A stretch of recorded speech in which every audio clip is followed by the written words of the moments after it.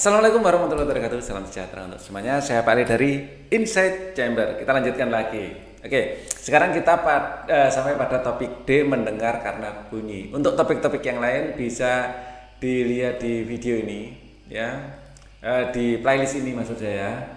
Dengan menggunakan playlist, pembahasan bisa didapatkan secara urut dan runtut, ya. Setiap video sudah Pak Ali kasih halaman berapa, jadi nyarinya harusnya mudah, ya. Untuk menemukan video ini, link dari playlist ini ada di kolom deskripsi di bawah, ya. Dilihat atau langsung masuk ke channel juga boleh, silakan. Oke, sekarang langsung saja kita bahas topik mendengar karena bunyi. Oke ya, mengapa kita bisa mendengar? Karena ada getaran suara yang masuk telinga kita, ya. Karena ada sumber bunyi, karena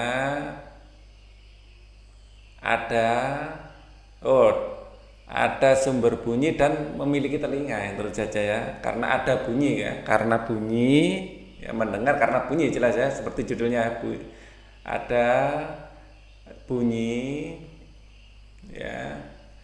Tidak semua bunyi bisa kita dengar, hanya pada frekuensi tertentu, ya, audio frekuensi namanya. Karena bunyi, dan yang kedua, kita memiliki telinga yang sehat, ya. Karena kita memiliki telinga. Tanpa memiliki telinga yang sehat, ya, yang sehat. Ya, tanpa memiliki telinga yang sehat, kita juga tidak bisa mendengar bunyi walaupun bunyi itu ada. Ya, bagaimana cara telinga kita bekerja? Dengan menangkap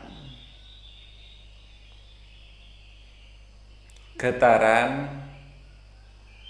suara dan disalurkan ke otak.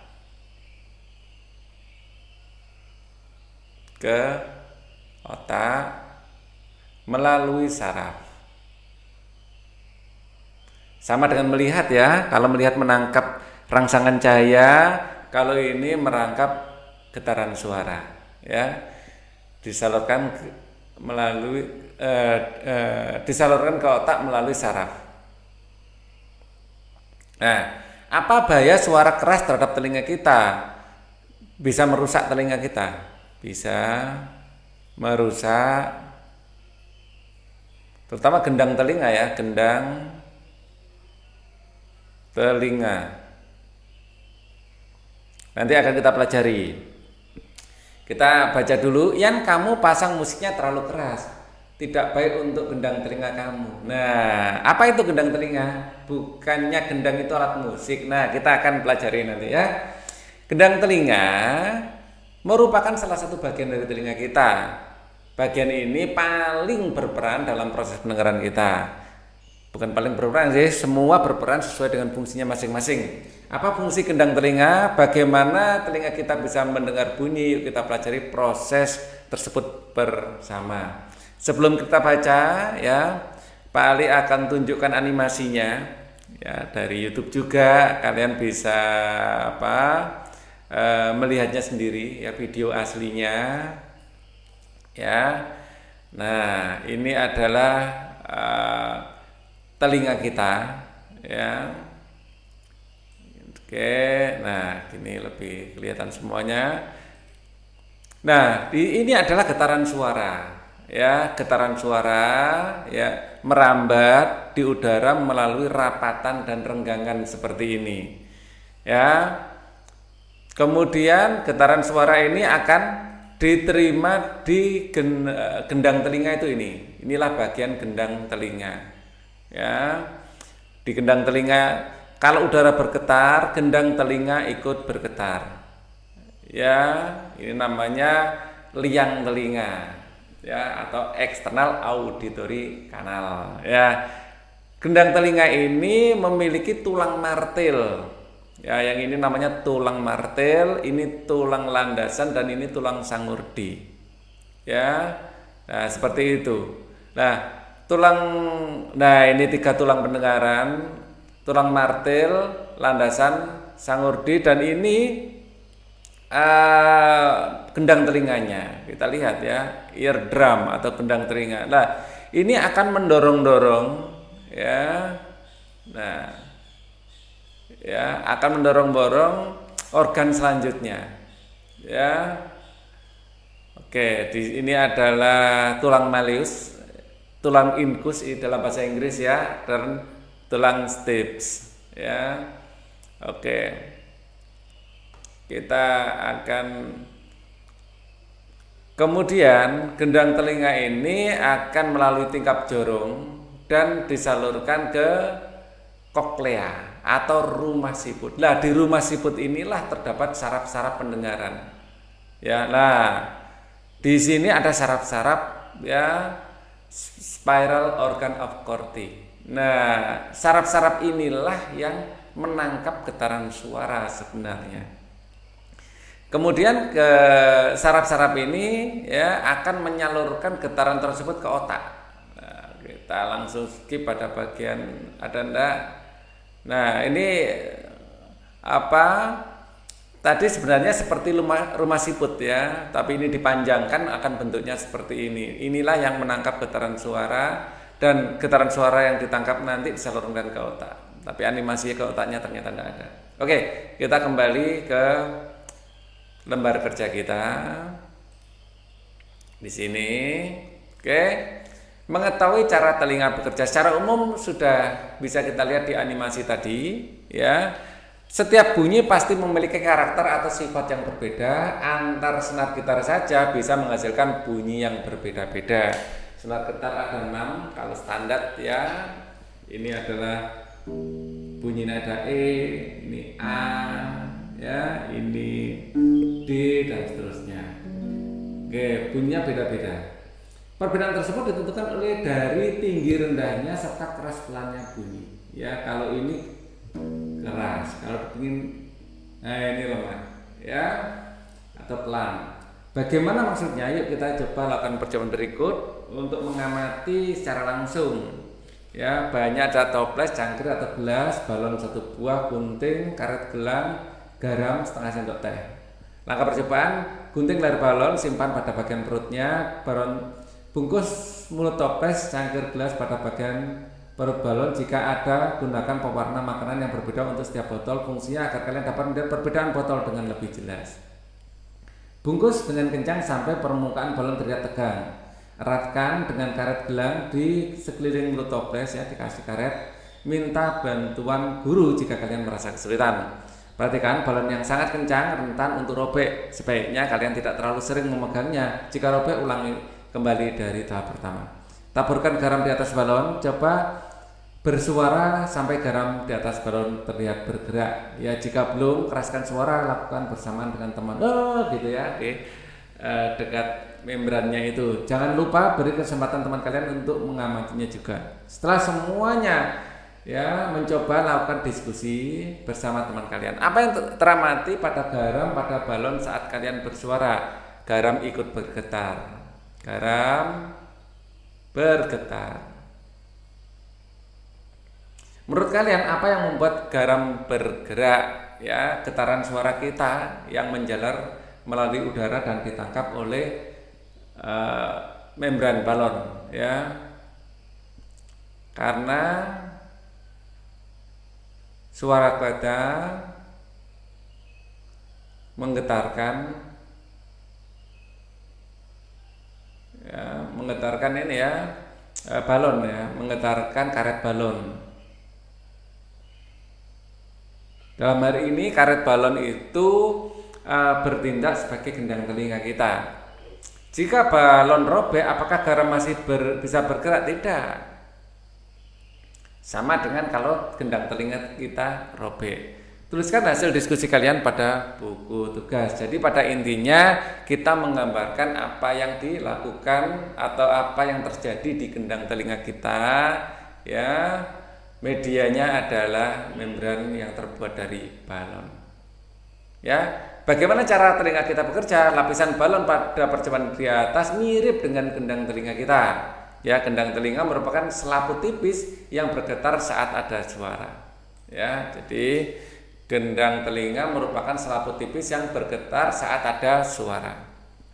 Ya. Nah, Kita sampai mana ya? Getaran inilah yang nantinya membuat telinga kita bisa mendengar. Sebelum belajar lebih lanjut mengenai bagaimana kita bisa mendengar, mari kita pelajari dulu bagian telinga. Di sini ada telinga luar. Ya, nomor 1 ya, kita baca apa keterangan di nomor 1? Bunyi merambat melalui udara. Ya, seperti ilustrasi di video tadi. Nomor 2, daun telinga menangkap gelombang bunyi. Itu kenapa daun telinga kita yang menghadap ke depan ya, biar kita lebih fokus pada suara dari depan daripada dari belakang. Oke ya. Clear. Ya, 3, gelombang bunyi diteruskan menuju gendang telinga melalui saluran telinga.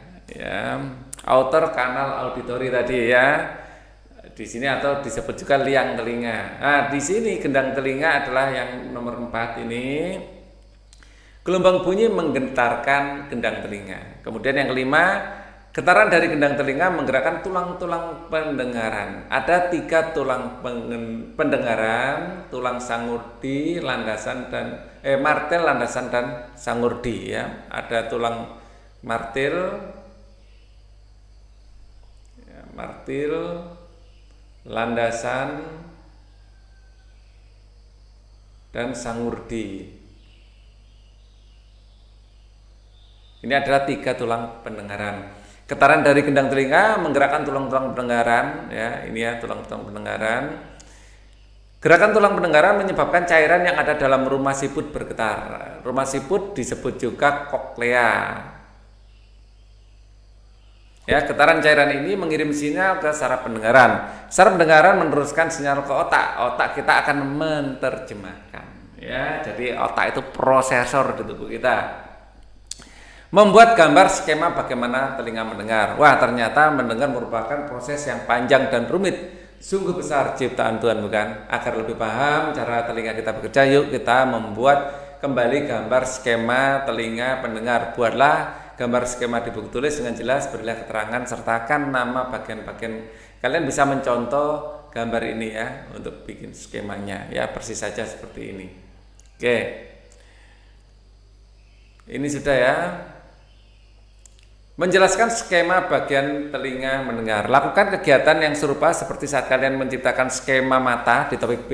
Setelah selesai, coba diskusikan pertanyaan berikut. Menurut kalian, bagian mana dari telinga yang berfungsi untuk melindungi telinga dari benda asing? Ya, telinga juga ada ini ya, ada cairan telinganya. Ya, ada wax ya, kayak cairan lilin di telinga, cairan telinga. Ya, terus telinga juga memiliki daun telinga. Nah, ini akan melindungi telinga kita dari benda asing. Terutama cairan telinga ini ya. Serangga juga. Jadi serangga kalau masuk di situ cairan telinganya akan sangat lengket yang warna kuning itu ya. Mengapa saat kita menutup telinga suara yang kita dengar menjadi kecil? Ya, karena ya, getaran suara tidak bisa diterima gendang telinga ya, karena getaran suara susah ditangkap oleh gendang telinga. Susah ditangkap oleh gendang telinga.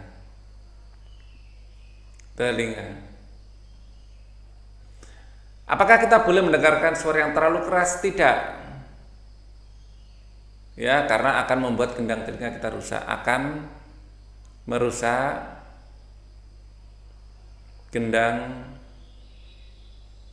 telinga. Pikirkan aktivitas atau pekerjaan yang membutuhkan perlindungan terhadap telinga. Ya, membuka pintu gerbang. Membuka pintu gerbang yang berderit. Pintu gerbang yang berderit. Ya, lewat depan rumah orang yang sedang punya hajat. Itu salonnya besar-besar.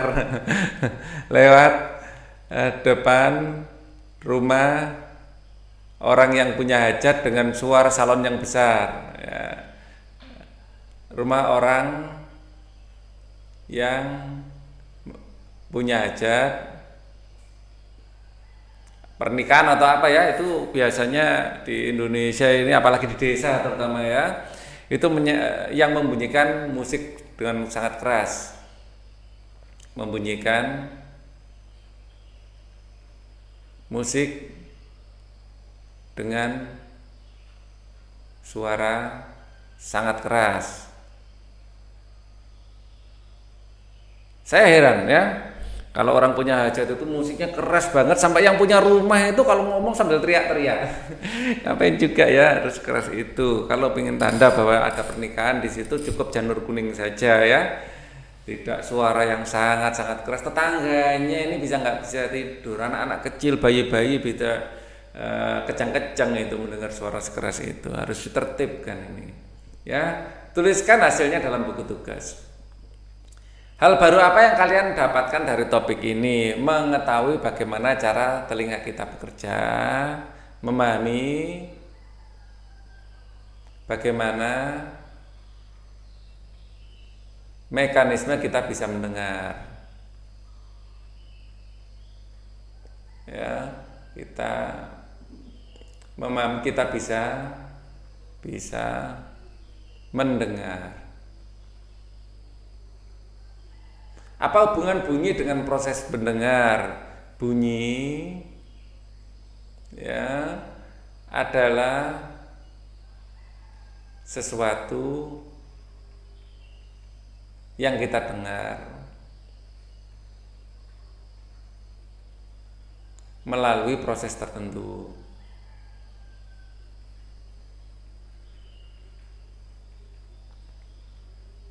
Ya. Informasi apa yang diberikan oleh telinga kita? Jika telinga kita tidak berfungsi, adakah cara untuk mendapatkan informasi ini? Informasi suara. Jika telinga kita tidak berfungsi, adakah cara lain untuk mendapatkan informasi ini? Tidak. Kita harus menggunakan indera pendengaran kita untuk mendengarkan, kan gitu ya. Nggak bisa kita menggunakan mata untuk mendengarkan atau rabaan kita untuk mendengarkan. Apakah suara keras baik untuk telinga kita? Tidak, buruk sekali malah ya, tidak. Apa saja yang tidak bisa kita lakukan jika kita tidak bisa mendengar? Berkomunikasi susah. Ya. Apa saja tidak bisa kita lakukan jika kita tidak mendengar musik, mendengar orang bicara,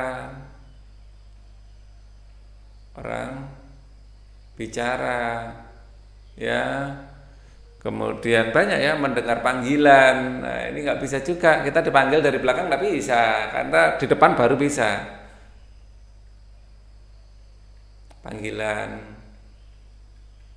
Karena kehebatan telinga dibanding mata, kalau mata bisa melihat hanya di depan, mata nggak bisa tahu apa yang ada di belakang. Tapi kalau telinga kita keseluruhan bisa kita ketahui. Jadi kita jalan ada kresek gitu, wah ada ular. Dari suaranya tahu kan gitu ya. Kalau mata nggak bisa seperti itu. Kejadian di belakang kita nggak tahu. Menurut kalian cara apa saja yang bisa dilakukan untuk menjaga kesehatan telinga? Ya, yang jelas tidak mendengarkan suara terlalu keras. Mendengarkan suara yang terlalu keras. Ya, buka mulut jika mendengar suara yang sangat keras.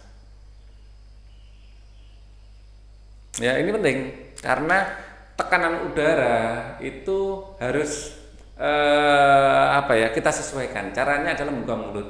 Di bagian belakang telinga, di sini ada saluran eustasius. Nah, ini saluran eustasius. Ya, kalau ada tekanan udara yang kuat dari arah luar, harus kita imbangi dari arah belakang. Ya, agar gendang telinga ini tidak rusak. Ya, caranya untuk mengimbangi tekanan udara ya itu dengan membuka mulut. Karena saluran eustasius ini terhubung langsung ke mulut. Jadi saat kalian buka pagar yang berdiri gitu, kalian buka mulut kalian, maka rasa sakit di telinga itu akan bisa terkurangi. Itu tips sederhana dari Pak Ali. Oke. Bahaya dari suara keras atau polusi suara. Saat mendengar suara yang terlalu keras, secara otomatis tangan kalian akan bergerak menutupi telinga. Ini karena suara keras membuat telinga kita sakit. Ya, sekali lagi, selain menutupi telinga, buka mulut kalian. Ya, bahkan bisa merusak pendengaran dan menyebabkan kehilangan pendengaran atau tuli. Ya, jangan mulut ditutup seperti ini. Ya, dibuka mulutnya. Ya. Suara yang bising atau tidak enak didengar, ya kecuali suara itu enggak keras sama sekali, enggak perlu sampai buka mulut ya. Tiba-tiba ada krak atau keluar gitu, nah, kita gitu. Jadi itu akan menjaga tekanan dari luar dan di dalam itu seimbang. Jadi tidak terlalu merusak. Efeknya bisa kita kurangi paling tidak. Suara yang bising atau tidak enak didengar bisa disebut polusi suara. Polusi bukan hanya polusi udara, ada polusi suara, ada polusi cahaya. Nah, polusi suara bisa terjadi pada manusia atau hewan. Polusi suara bisa dihasilkan oleh suara konstruksi bangunan, ya. Jadi ada orang bangun rumah itu dor, suara bor, suara pemotong ini ya, keramik biasanya keras banget. Transportasi, ya. Sepeda motor, apalagi yang pakai knalpot brong itu ada, mesin las dan sebagainya. Polusi suara yang terus-menerus bisa membuat orang susah tidur, stres, marah, dan gangguan-gangguan pendengaran. Ya, nanti habis ini kan Juli, Agustus itu ada banyak perayaan kan. Wah, itu nggak tahu kenapa sekarang ini sedang musimnya orang itu bikin salon sangat besar ditaruh di atas truk itu, suaranya sampai bikin genteng itu bisa rontok loh guys, ya. Jadi waduh, gila ini, kaca itu bisa pecah itu. Ya, gangguan pendengaran. Kalian sudah lihat bahwa mendengar merupakan sebuah sistem yang berkesinambungan. Jika ada gangguan pada salah satu bagian saja, ya tentunya akan berakibat gangguan pada keseluruhan sistem pendengaran kita. Jadi kalian membentuk sistem rantai gitu ya. Oke, kita akan zoom seperti biasa untuk lebih enak membacanya. Telinga luar, telinga tengah, ya. Kita mulai dari situ. Gangguan pada bagian ini akan menghambat suara yang diteruskan ke telinga dalam. Penderita biasanya kesulitan mendengar suara pelan, bisa terjadi karena ada infeksi pada telinga, diobati dengan perawatan atau operasi.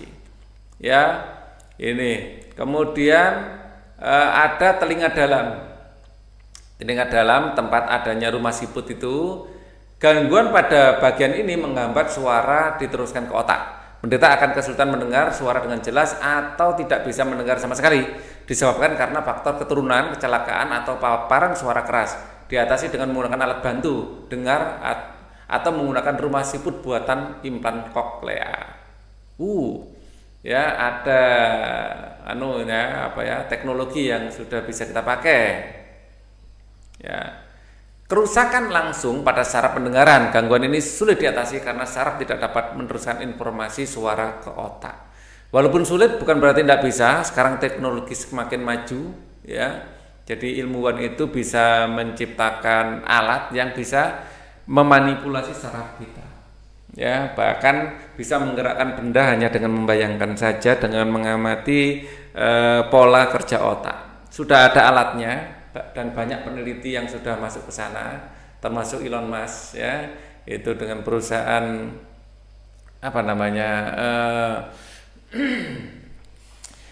salah satu perusahaannya itu bisa Neuralink. Ya, kita akan bahas itu setelah kalian SMA saja. Di SD masih terlalu berat materi itu. Dengan mempelajari sistem pendengaran manusia bisa menciptakan teknologi untuk alat bantu pendengaran seperti implan koklea. Ya. Jadi koklea buatan. Nah, dengan mempelajari sistem pendengaran manusia bisa menciptakan teknologi untuk alat pendengaran seperti implan koklea. Alat tersebut berfungsi sebagai pengganti atau penangkap bunyi dan langsung meneruskan ke otak. Alat bantu dengar ini tidak bisa mendengarkan bunyi.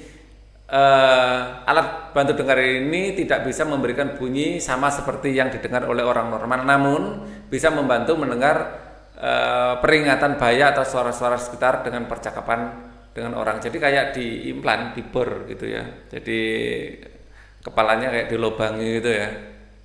Nah, ini alat bantu dengar. Kemudian polusi suara. Bagaimana kalau kita mempelajari lebih jauh mengenai polusi suara? Pertama, coba selidiki apakah ada polusi suara di lingkungan sekitar kalian. Kalau di desa, karena Pak Ali sekarang tinggal di desa ya, itu polusi suara terjadi terutama kalau ada orang punya hajat. Ya, dan kalau kita tinggal di dekat bengkel atau ada tetangga yang sedang membangun rumah, yaitu biasanya ada polusi suara. Ya, kalau di pinggir jalan tentu saja polusi suara dari kendaraan bermotor. Ya, nomor 2, kalian bisa mencari tahu dengan melakukan pengamatan terhadap suara-suara yang ada di sekitar kalian, mewawancarai warga apakah ada suara yang membuat mereka terganggu atau dan tidak nyaman. Ya, kalian bisa melakukan wawancara itu dengan warga. Kalau wawancara dengan Pak Ali ya tentu saja itu yang Pak Ali sampaikan tadi yang akan Pak Ali keluhkan ya. Jadi kebiasaan untuk membunyikan salon yang terlalu besar ini harus dievaluasi ya kan, untuk kepentingan bersama. Ya, kadang-kadang dalam satu hari itu ada 6 orang punya hajat. Bayangkan kita yang tinggal di tengah itu apa yang kita dengar. Waduh, nggak bisa mendengar apa-apa. Ya, untuk ngomong aja susah. Ketika melakukan wawancara, kalian juga bisa menanyakan pada warga tersebut mengenai polusi-polusi suara yang pernah mereka dengar. Ya, nomor 4, tuliskan hasil penyelidikan dan wawancara kalian dalam buku tugas. Nomor 5, selanjutnya lakukan refleksi dengan menjawab pertanyaan berikut. Dari hasil wawancaramu, apa yang dirasakan orang-orang dari polusi suara? Jelas terganggu. Bisa mungkin susah berkomunikasi ya saat itu ya, kemungkinan susah tidur ya, bisa-bisa depresi kalau berhari-hari bergantian dalam satu kampung itu yang ada punya hajat ya kan. Tidak apa-apa, tapi secukupnya saja ya, dan jangan dari subuh sampai malam dinyalakan terus, jangan seperti itu juga. Adakah yang bisa dilakukan untuk mengurangi polusi suara tersebut? Ya ini ya harus membuat aturan ya, harus ada aturan yang dibuat. Ya, kita tidak bisa tiba-tiba datang ke tetangga marah-marah, jangan seperti itu juga ya. Ini harus dibuatkan sebuah aturan yang akan ditaati bersama. Apa dampak serta bahaya dari bunyi keras dan polusi suara? Dampaknya adalah rusaknya telinga.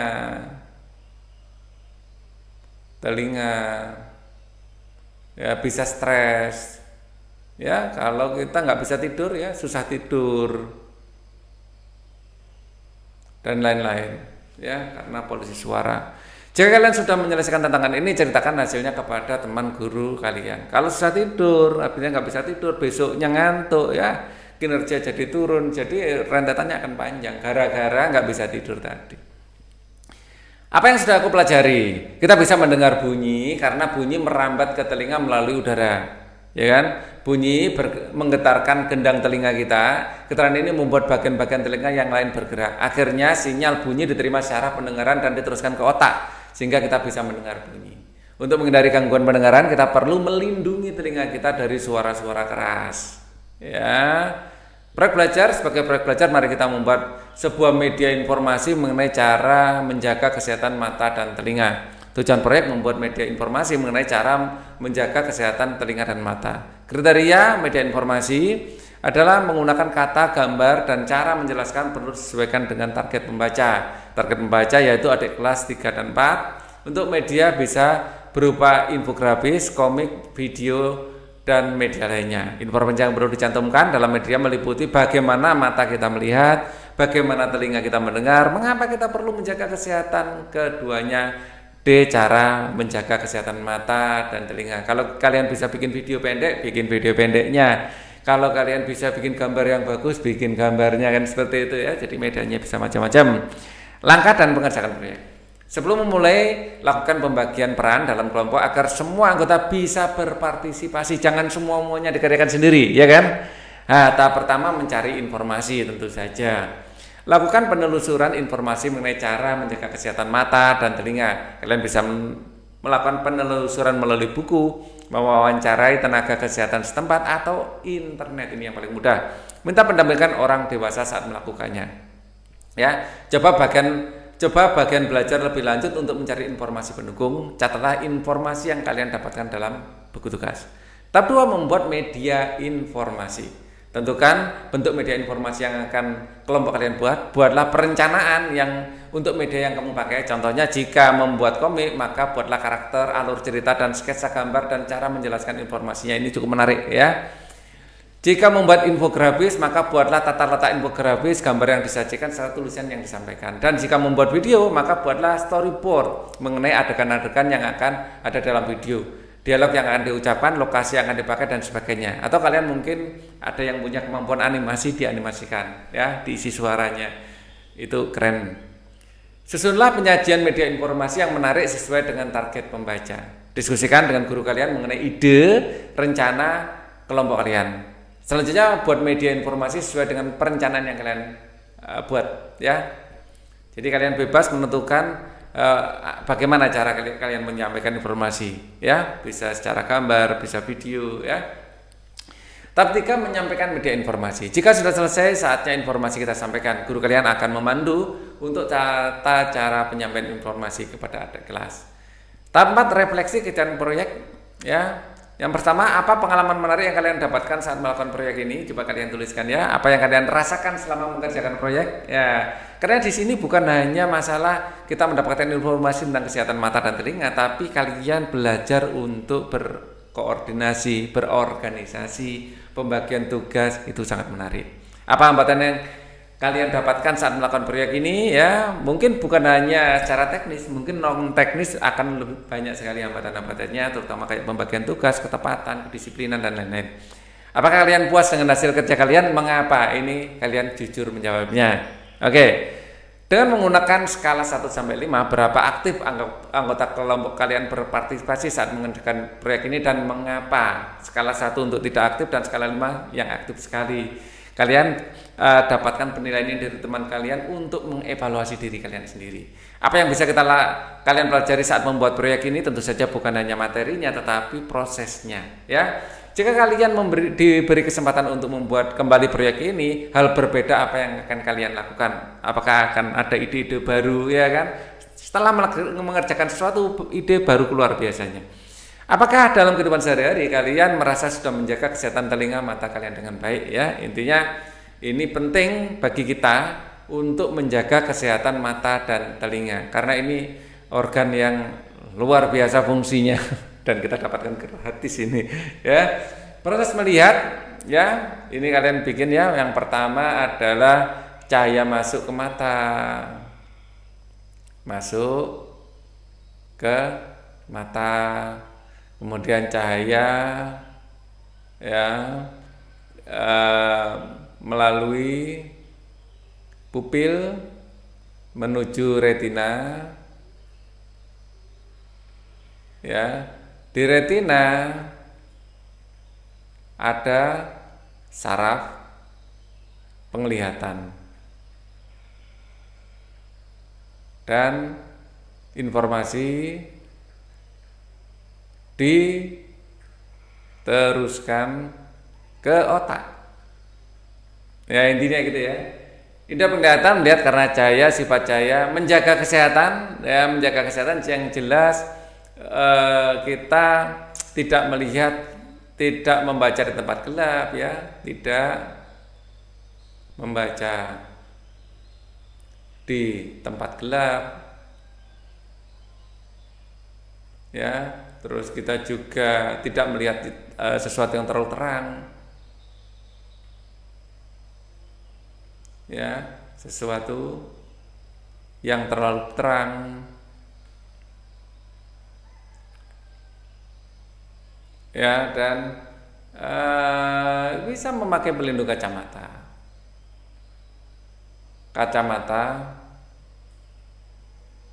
Ya, pelindung jika perlu. Jika perlu. Ya, sifat-sifat cahaya kita sudah pelajari, yang jelas merambat lurus,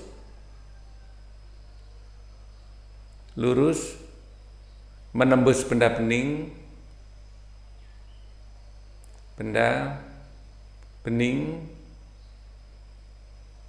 bisa dipantulkan, bisa dibiaskan. Ya, sifat cahaya yang lain ini bisa diuraikan menjadi berbagai spektrum warna. Diuraikan, ya, bisa diuraikan menjadi beberapa spektrum warna.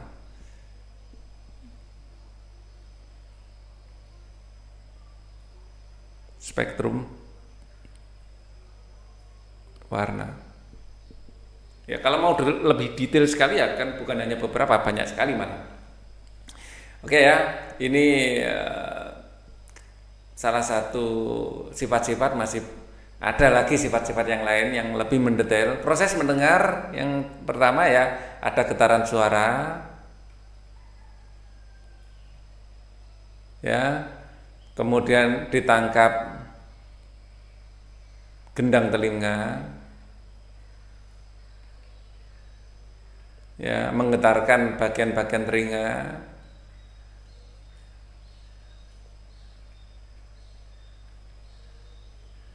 Telinga dalam ya. Terus kemudian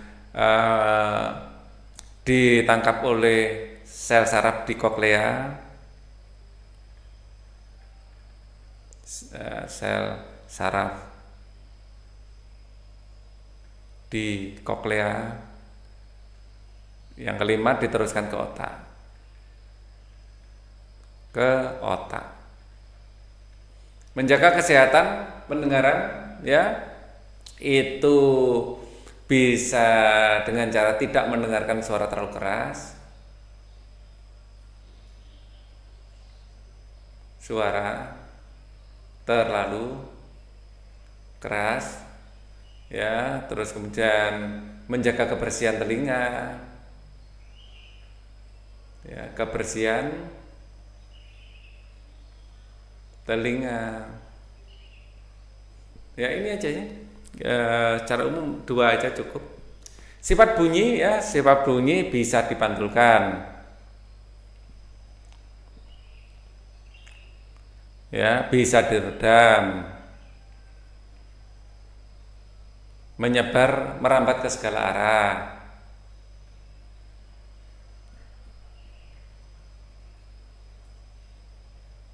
Ya, bisa dipantulkan,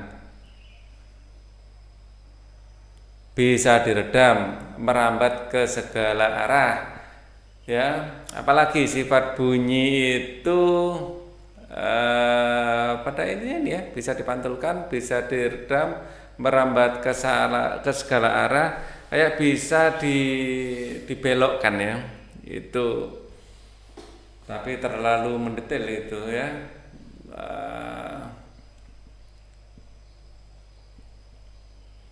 Bisa dibelokkan, nggak apa-apa deh.